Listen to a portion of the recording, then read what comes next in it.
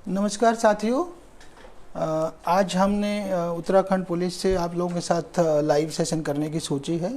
इसका मुख्य कारण ये है कि जब से लॉकडाउन 5 लगा है तो उसके बहुत सारे सवाल लोगों के मन में हैं, क्योंकि कुछ कन्फ्यूजन है। केंद्र की गाइडलाइंस कुछ हैं, थोड़ा बहुत राज्य की गाइडलाइंस में हल्का सा परिवर्तन है कहीं कहीं। तो उसको देखते हुए मैंने आप सबके साथ सीधे संवाद बनाने की कोशिश की है। हम 3-4 सवाल जो सबके मैक्सिमम आए हैं सुबह से अभी तक, उनको मैं शुरू के 10-15 मिनट आंसर करने की कोशिश करूंगा, जवाब देने की कोशिश करूंगा। और बाकी जो है आप लोगों के सवाल इस बीच जो आएंगे फिर अगले 10-15 मिनट वो लूँगा। कोशिश करूंगा कि 6:30 बजे तक सेशन ख़त्म हो जाए। पहला सवाल है बहुत से लोगों का कि उत्तराखंड के अंदर ही अगर आपको मूवमेंट करना हो, उत्तराखंड राज्य के अंदर ही अगर आपको मूवमेंट करना हो तो क्या उसके लिए पास जरूरी है, क्या उसमें हम आप आ जा सकते हैं। उसके बारे में मैं स्थिति स्पष्ट कर दूं कि उत्तराखंड के जो 13 ज़िले हैं उसमें आप मूवमेंट तो कर सकते हैं, किंतु उसमें ऑनलाइन रजिस्ट्रेशन कराना ज़रूरी है।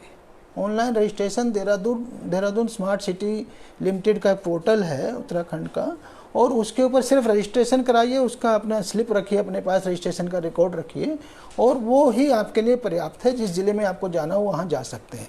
किंतु अगर रेड जोन की बात है, यदि आप रेड जोन में जा रहे हैं या रेड जोन से आ रहे हैं, तब आपको खाली रजिस्ट्रेशन से काम नहीं चलेगा, तब आपको अनुमति चाहिए। तो आज की तारीख में उत्तराखंड में रेड जोन में एक ही ज़िला है जो है नैनीताल। तो नैनीताल से आने या जाने के लिए फिर आपको रजिस्ट्रेशन की बजाय पूरी अनुमति लेना आवश्यक होगा। ये पहला वो है।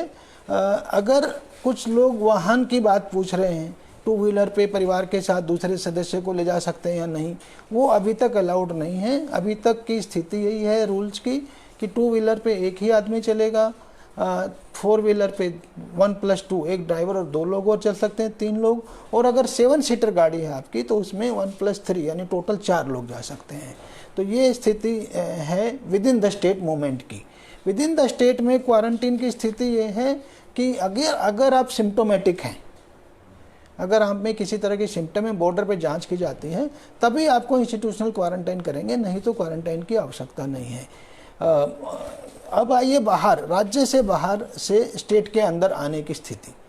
इसमें मैं विद इन स्टेट की एक बात क्लियर कर दूं। कई लोगों का सवाल है कि जो लोग नैनीताल साइड से, उधम सिंह नगर साइड से देहरादून आ रहे हैं या इधर से उधर जा रहे हैं, उनको यूपी के पास की आवश्यकता होगी क्या? तो ये हमने चेक कर लिया, उन्हें यूपी के पास की आवश्यकता नहीं है। अगर आपने रजिस्ट्रेशन कराया है, मान लिया आपने रुद्रपुर से हरिद्वार का रजिस्ट्रेशन कराया है, तो उसके साथ वो यूपी वाले आपको रोकेंगे नहीं। हमारी बिजनौर में बात में हुई है, तो आप उस रजिस्ट्रेशन के सहारे यहाँ तक आ सकते हैं। राज्य के बाहर से जो लोग आना चाहते हैं उनके लिए मैं बता दूं कि राज्य से बाहर के लोगों को अगर उत्तराखंड में आना है तो जो उत्तराखंड के निवासी हैं उनको भी पास लेना ज़रूरी है। ऑनलाइन रजिस्ट्रेशन कराइए, पास लीजिए, और तब आपकी एंट्री होगी। और जो राज्य के बाहर के लोग हैं और अगर वो बॉर्डर पे आ जाते हैं और उन्होंने पास अनुमति नहीं लिया है तो उनको अलाउड नहीं है, किसी भी रूप में अंदर आना अलाउड नहीं है। अगर आप उत्तराखंड निवासी हैं और गलती से आपने पास नहीं बनवाया है तो बॉर्डर पे आकर भी आप स्मार्ट सिटी लिमिटेड पे रजिस्टर कर सकते हैं। तो संभावना है कि आपका उस टाइम तत्काल भी पास बन सकता है। जितने लोग बाहर से अंदर आ रहे हैं उनके लिए पूरा क्वारंटाइन का सिस्टम है। अगर आप रेड जोन से या कंटेनमेंट जोन से आ रहे हैं तो आपको 14 दिन का इंस्टीट्यूशनल क्वारंटाइन करना पड़ेगा, और यदि आप ऑरेंज या ग्रीन जोन से आ रहे हैं तब आपको होम क्वारंटाइन के लिए भेजा जा सकता है। या जिनमें सिम्टम्स हैं, अगर आप में कोई भी कोरोना के सिम्टम्स हैं तो भी आपको इंस्टीट्यूशनल क्वारंटाइन में जाना पड़ सकता है।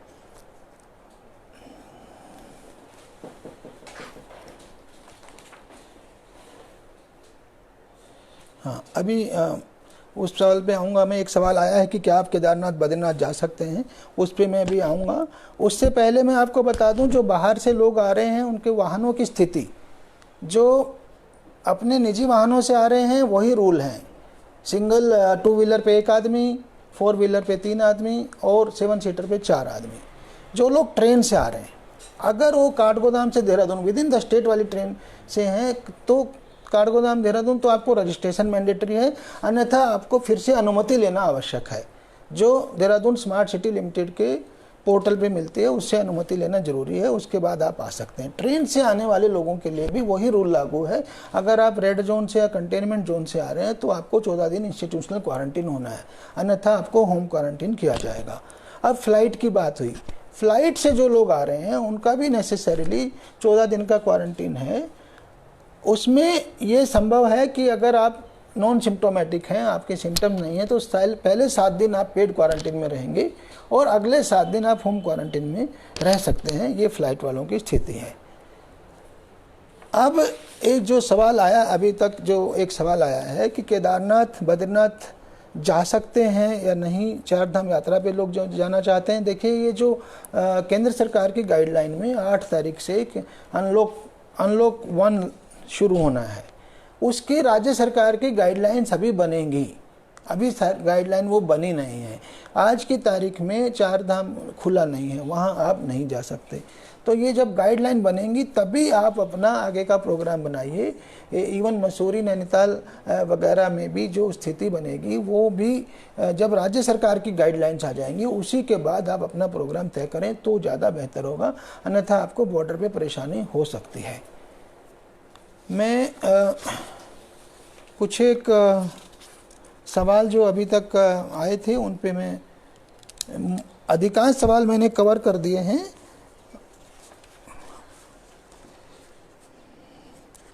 किसी ने कहा कि हमारी फर्म काशीपुर में है और हमारा घर एक यूपी में है, काशीपुर में है, तो क्या हम वहाँ पे आके काम शुरू कर सकते हैं? अगर आपका घर उत्तराखंड में भी है और आप वहाँ आना चाहते हैं तो ज़रूर आइए और अपना काम आप शुरू कर सकते हैं। क्वारंटाइन के रूल वही लागू होंगे, पहले अनुमति लेकर आना है। दूसरी बात, अगर आप रेड जोन या कंटेनमेंट जोन से आ रहे हैं तो आपको 14 दिन क्वारंटाइन होना पड़ेगा। तो अन्यथा अगर आपका उत्तराखंड में घर है तो आप बिल्कुल आ करके अपना काम शुरू कर सकते हैं।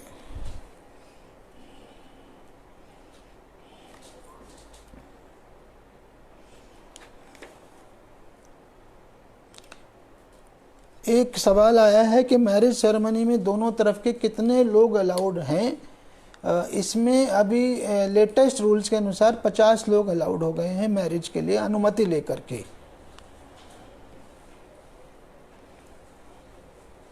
एक सवाल आया महाराष्ट्र के लोगों का कि 8 दिन का प्रेमनगर में क्वारंटीन किया, उसके बाद जांच कर करके घर भेजा गया है, तो इन लोगों को अब कितने दिन क्वारंटीन में रहना पड़ेगा? तो 8 दिन का सर्टिफिकेट आप दिखाएंगे तो मेरे ख्याल से आगे 6 दिन का ही और करना पड़ेगा। वो आप सर्टिफिकेट लेके जाइए कि आप इतना क्वारंटीन पीरियड पूरा कर चुके हैं। एक सवाल आया है कि मैं कोलकाता में फंसा हूँ मार्च से और मेरा घर ऋषिकेश है, आने के लिए ऑनलाइन आवेदन भी किया है, कोई ट्रेन वहाँ से यहाँ नहीं आ रही है। देखिए, अभी तो ट्रेनें खुल गई हैं 1 जून से, आपको पता है, तो आप दिल्ली होकर के भी आ सकते हैं। दिल्ली देहरादून जनशताब्दी चल रही है तो बड़े आराम से आप पहुंच सकते हैं, परंतु रूल वही लागू होंगे जो मैंने बताया। पहले ऑनलाइन पास भी अप्रूवल भी लेना है और उसके बाद क्वारंटाइन के रूल वही लागू होंगे जो मैंने अभी तक बताया है।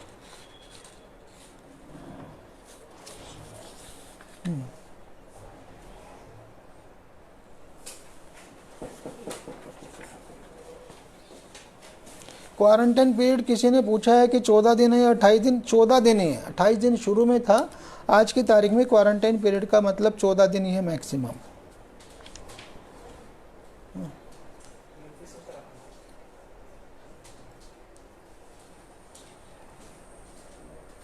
मैं एक बात और आप सब लोगों से करना चाहूँगा अपील। यूपी से उत्तराखंड आने के लिए क्या पास जरूरी है? इसमें कोई शक नहीं है कि पास जरूरी है। सभी इंटरस्टेट मूवमेंट के लिए अगर आपको बाहर से उत्तराखंड आना है तो पास बनवाना है देहरादून स्मार्ट सिटी लिमिटेड पे, जो आसानी से बनाए जा रहे हैं, किंतु अभी टूरिज्म पर्पज से अभी नहीं बनाया जा रहा है। उसके लिए नई गाइडलाइन का इंतजार करना होगा।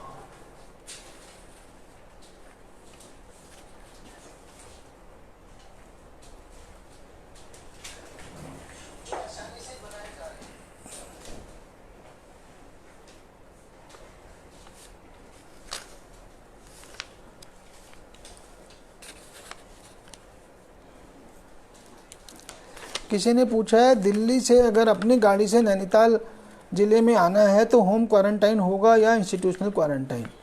ये दो बातों पे डिपेंड करेगा। पहली बात तो क्या दिल्ली के किसी कंटेनमेंट जोन से तो आप नहीं आ रहे हैं, रेड जोन से तो नहीं आ रहे हैं, तब आप इंस्टीट्यूशनल क्वारंटीन होंगे। दूसरा, आपको किसी तरह के कोरोना के सिम्टम्स तो नहीं हैं। अगर कोरोना के सिम्टम्स हैं तो आपको इंस्टीट्यूशनल क्वारंटीन होना पड़ेगा। मैं एक अपील आप लोगों से करना चाह रहा हूं सभी से कि जब से बाहर से लोगों को लाया गया है, ये लगभग मई के महीने में शुरुआत हुई थी 3 मई से, तो तब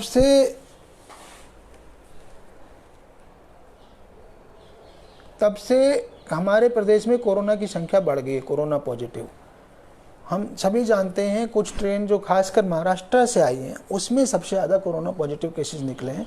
हमारे अभी तक के टोटल केसेस जो लगभग 1000 हैं उनमें से 60% के करीब केसेस की हिस्ट्री जो है महाराष्ट्र को ट्रैक की जा रही है। तो पहली बात तो ये डरने की ज़रूरत नहीं है। जितनी ट्रेनें वहाँ से आई हैं उनको हमने मुंबई वाली को 100% क्वारंटाइन किया हुआ है। दूसरी बात यह है कि बाकी भी जगह से जितने लोग आए हैं अगर वो सिम्टोमेटिक हैं या रेड जोन से आ रहे हैं तो सभी क्वारंटाइन हैं। तो हमें डरना नहीं है, किंतु हमें सावधान रहना है। मेरी अपील ये है कि अभी सावधानी की सबसे ज़्यादा ज़रूरत है। शुरुआती फेज जो था हमारा, जब कोरोना शुरू हुआ था 22 मार्च से, जब जनता कर्फ्यू लगा था, उसके बाद लॉकडाउन 1 शुरू हुआ था, तब हम सबसे ज़्यादा अलर्ट थे, किंतु तब हमारे पास एक भी केस नहीं था। अगर कहीं वायरस नहीं है तो हमें कहाँ से लग जाएगा? तो तब हम मास्क भी पहन रहे थे, सोशल डिस्टेंसिंग भी कर रहे थे, सैनिटाइज भी कर रहे थे, क्योंकि हमें डर था। और अब जो है जब लॉकडाउन खुल रहा है तो हम सब कुछ भूल गए हैं। अभी तो सबसे ज़्यादा सावधानी की ज़रूरत है, क्योंकि हमारे प्रदेश में ही 1000 लोग कोरोना पॉजिटिव आ चुके हैं। तो अभी सबसे ज़्यादा सावधानी की ज़रूरत है। लॉकडाउन खुला है, कोरोना थोड़े ख़त्म हुआ है, कोरोना तो बल्कि संख्या में ज़्यादा बढ़ा है। इसलिए अभी सावधान रहना है। हर हालत में हमें जो है सारे रूल्स का पालन करना है। जब भी हम बाहर पब्लिक में जाएं तो मास्क जरूर लगाएं। जब भी हम लोग कहीं जाएं तो सोशल डिस्टेंसिंग बना के रखें। कहीं भी आप किसी के भी संपर्क में आ रहे हैं तो कम से कम 2 गज की दूरी बना करके रखें। जब भी आप किसी चीज़ को टच कर रहे हैं जो आपके सैनिटाइज नहीं है, आप किसी भी बाहरी व्यक्ति से कहीं मार्केट से कुछ भी टच कर रहे हैं तो सैनिटाइज जरूर करें, क्योंकि उसके माध्यम से कोरोना आपको आ सकता है। तो ये जो सावधानियां हैं ये सब मैंडेटरी हैं, ये हर हालत में आपको बरतनी चाहिए। आज की तारीख में जो लोग क्वारंटाइन में हैं उन पे भी आपको नज़र रखनी चाहिए कि क्वारंटाइन वाले आदमी बाहर तो नहीं घूम रहे हैं। अगर ऐसा है तो आप 112 पे पुलिस को सूचित कर सकते हैं।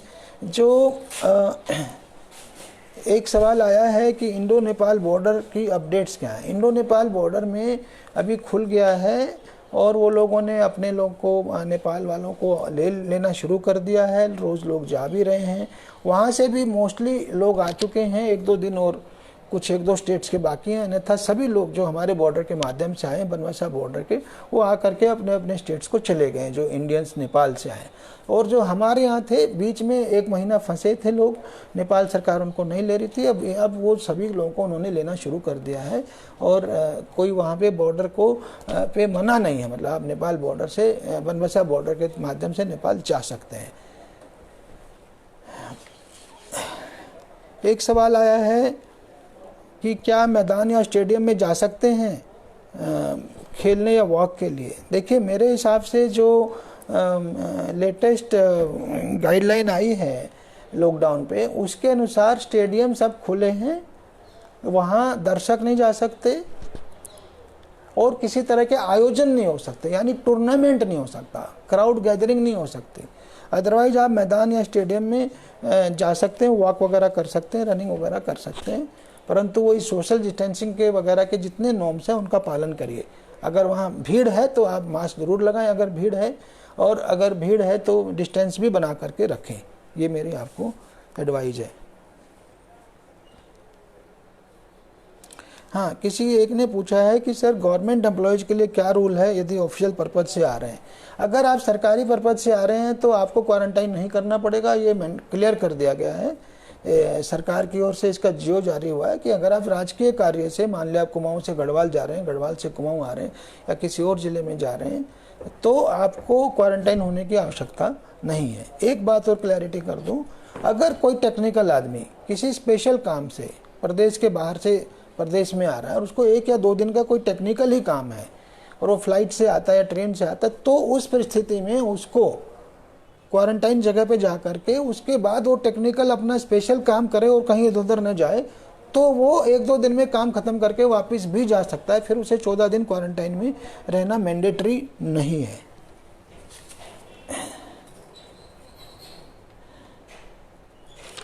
एक सवाल पूछ रहे हैं,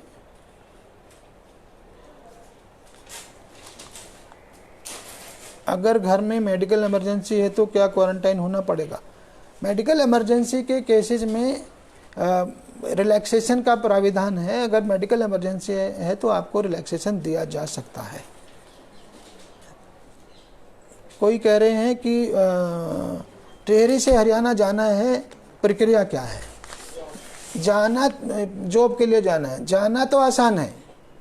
आपको with in the state travel के लिए तो आपको खाली रजिस्टर करना है और स्टेट से बाहर जाने से यहाँ से कोई नहीं रोकेगा आपको। किंतु अगर आप वापस आना चाहेंगे तो फिर प्रक्रिया मुश्किल होगी और फिर आपको क्वारंटाइन होना पड़ेगा। जहाँ तक मुझे नॉलेज है, हरियाणा में किसी पास की आवश्यकता नहीं है, वो उन्होंने पूरी तरह से खुला रखा हुआ है।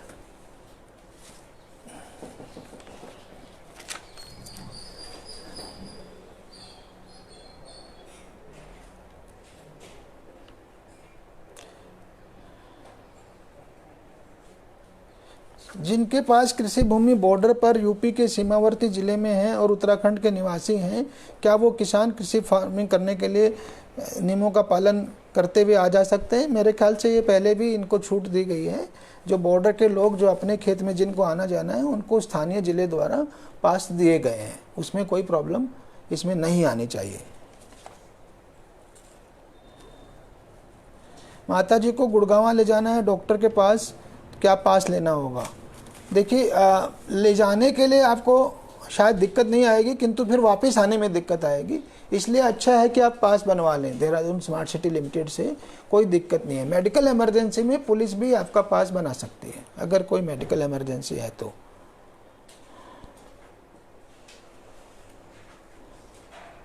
किसी ने पूछा यूपी के ग्रीन जोन से उत्तराखंड आने पर क्वारंटाइन होना पड़ेगा? तो वही, अगर ग्रीन जोन से आ रहे हैं तो सिर्फ आपको होम क्वारंटाइन होना पड़ेगा, इंस्टीट्यूशनल क्वारंटाइन नहीं होना पड़ेगा।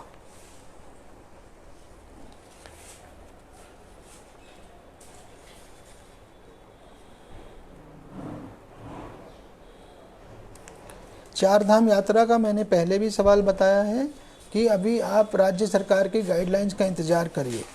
राज्य सरकार की गाइडलाइंस आएंगी तभी उसके बारे में स्थिति क्लियर होगी। अगर आप बिना पता किए चल देंगे तो आपको बॉर्डर से वापस जाना पड़ सकता है। तो कृपया करके अभी राज्य सरकार की गाइडलाइंस का वेट करिए। सेम डे यूपी से आना जाना करने पर क्वारंटाइन होना पड़ेगा, इसमें पूछ रहे हैं। सेम डे अगर आपको आना है, मैंने कहा किसी टेक्निकल काम से आना है, किसी विशेष इंडस्ट्रियल काम से आना है, बिजनेस पर्पज से आना है, तब आपको स्पेसिफिक काम से आना है तो एक क्लॉज बनाई गई है जिसमें आपको क्वारंटाइन होने से बच सकते हैं, पर प्रोवाइडेड आप जो है 1 या 2 दिन के अंदर वापस जा रहे हों तो, और कहीं इधर उधर नहीं जा रहे हों तो।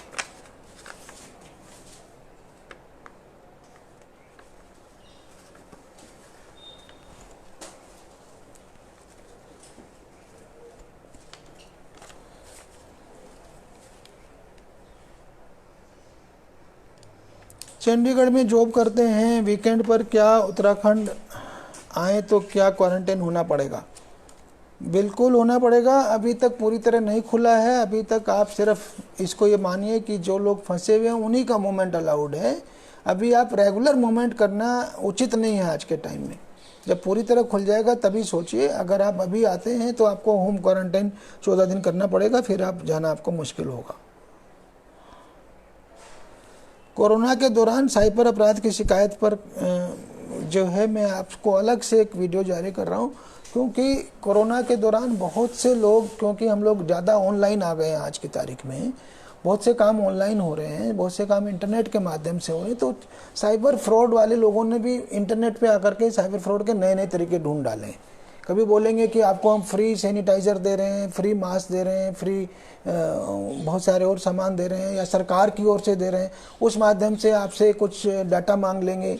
कभी बोलेंगे कि सरकार आपको पैसा देना चाह रही है, तो फिर आपकी बैंक डिटेल मांग लेंगे, पिन कोड मांग लेंगे, OTP मांग लेंगे। तो ये सब बिल्कुल इनके जाल में नहीं आइए। ऐसे SMS, ऐसे मेल्स, वो सब फ्रॉड हैं, साइबर फ्रॉड का एक तरीका हो सकता है, तो कृपया करके इनसे बचिए। दिल्ली नॉन कंटेनमेंट जोन से कोटद्वार आना है तो आपको होम क्वारंटाइन तो होना ही पड़ेगा, होम क्वारंटाइन मैंडेटरी है।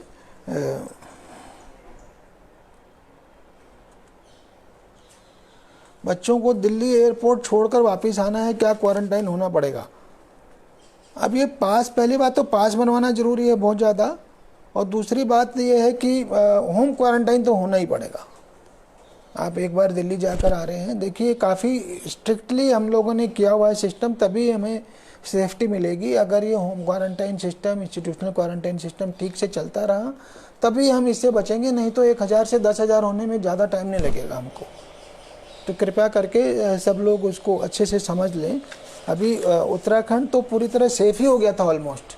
आप सबको पता है कि पहले फेज में तो हमारे केसेस फॉरेन विदेशियों से आए थे 6-7 केसेस, फिर जो अगले 40-45 केसेज आए वो सब जमात वाले आए थे, उनको हमने कंटेन कर लिया। अगर उन्हें हम समय से नहीं कंटेन करते तो वो 40 के 4000 भी हो सकते थे। अब ये तीसरे फेज में केसेस हमारे बाहर से आए हैं, जो लोग हमारे उत्तराखंड निवासी बाहर में रह रहे थे और उन्होंने घर वापसी की है, तो उनके साथ आ गए हैं, तो हमें उनको भी उससे रखना है। हमारे अपने लोग हैं उनको, किंतु हमें सारे रूल, कायदे, कानून को मानते हुए रखना है, पूरी सावधानियां बरतते हुए रखना है, जिससे वो आगे ना फैले। तो उस बात का ध्यान रखना है। शादी की परमिशन के लिए क्या करना पड़ेगा और क्या क्या ज़रूरी है, मैंने बताया। आप अपने स्थानीय मजिस्ट्रेट से इसकी परमिशन के लिए अप्लाई करें तो परमिशन मिल जाएगी। और अब जो है नए रूल आए, लेटेस्ट रूल्स में 50 आदमी तक उसमें अलाउड है, डिपेंडिंग ऑन किस एरिया में आप। अगर रेड जोन में तो कम लोगों की पर अनुमति मिलेगी, हो सकता है 5 ही की मिले, और अगर ईजी और सेफ जोन में तो वहाँ ज़्यादा आदमी की अनुमति मिल सकती है। तो ये मजिस्ट्रेट से अनुमति लेकर के आप कर सकते हैं। मैं पुनः अपनी बात को समाप्त करूँगा। कोई सवाल है?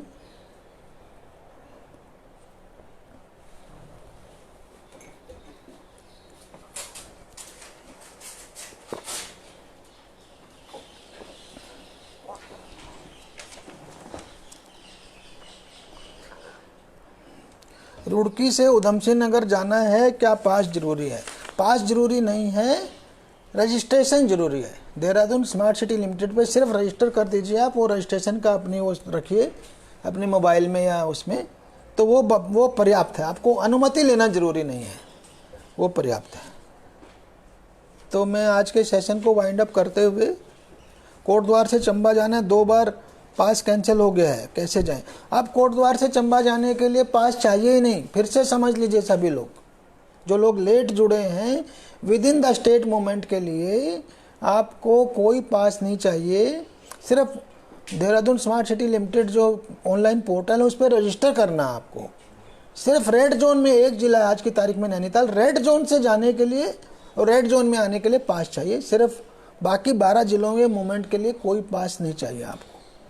एक रजिस्ट्रेशन करा लीजिए, आप जाएंगे, आपको बॉर्डर पर चेक करेंगे। अगर आप सिम्टोमेटिक होंगे तभी आपका इंस्टीट्यूशनल क्वारंटाइन होगा, नहीं तो आप आराम से जा सकते हैं। मैं लास्ट में ये अपील करना चाहूँगा कि अभी ऐसा फेज है जिसमें हमें सबसे ज़्यादा सावधान होना है। कृपया करके सारे नॉर्म्स का पालन करिए। जब भी किसी पब्लिक प्लेस में जाते हैं आप, तो हर हालत में मास्क लगाइए। अगर पब्लिक प्लेस में जाते हैं तो जहाँ भीड़ भाड़ है तो वहाँ सोशल डिस्टेंसिंग का पूरा पालन करिए।